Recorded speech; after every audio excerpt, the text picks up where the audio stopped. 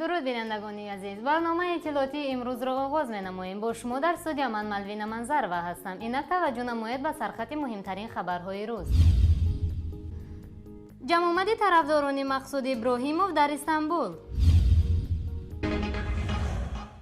یک گروه از طرفداران مقصود ابراهیموف رهبر حرکت جوانان برای احیای تاجیکستان روز 27 ایول در نزد بینای کنسولگری تاجیکستان در شهر استانبول جمع آمده از حکم ابراهیم مقصودوف که با جرم دعوت‌های آشکارا و تبدیل ساخت کنستیتوسیونی جمهوری تاجیکستان و تشکیل سازمان جنایی اخیراً با 17 سال زندانی محکوم شده بود، گردهمایی تشکیل کرده با آن ناراضگیشان را بیان نمودند.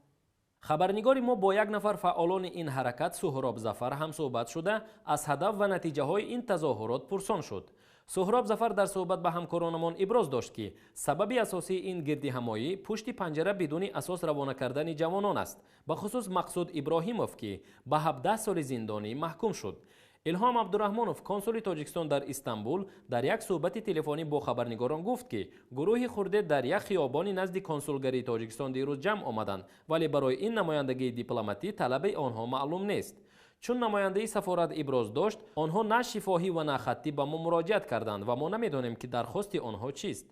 با گفت عبدالرحمانوف تظاهراتچیان تخمینا 9-10 نفر گرد آمده بودند. باعث ذکر است که طبق قانونگذاری جمهوری ترکیه برگزاری جمعآمدهای غیر رسمی به اجازت حکومت ترکیه در مقابل مؤسسه های دیپلماتی جایز نیست. اعضای حرکت جوانان برای احیای تاجیکستان خود را جزء از انجمن نیروهای سازنده تاجیکستان معرفی می‌کنند که از جانب شهروندان تاجیکستان در خارج کشور تأسیس داده شده است. تظاهرات برپا شد از جانب انجمن نیروهای سازنده تاجیکستان متشکل از جنبش مردمی وطندار گروه 24 جوانان برای احیای تاجیکستان و آزادی عدالت. مقصد نگرانی انجمن نسبت وضعیت قانونی تاجیکستان، قانونشکنی‌های مقامات، پشت پنجره روان کردن جوانان روشنفکر، خصوص مقصود ابراهیموف که به 17 سال زندانی محکوم شد.